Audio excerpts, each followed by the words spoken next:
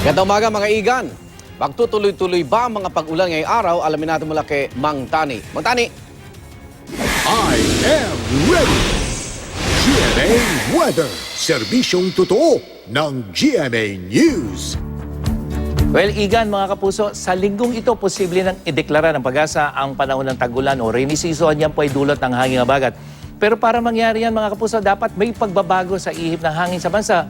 Partikular na yung pagsisimula ng southwest monsoon o yung hanging habagat.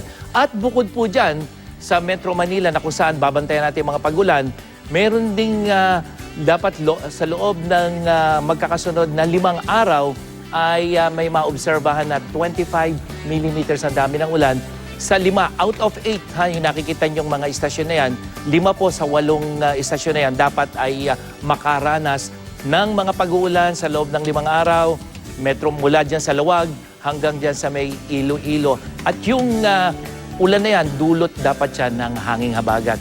At ngayong Martes dito sa Metro Manila, may tsansa pa rin ng ulan. Bahagyang bababayan ngayong umaga pero maula pa rin.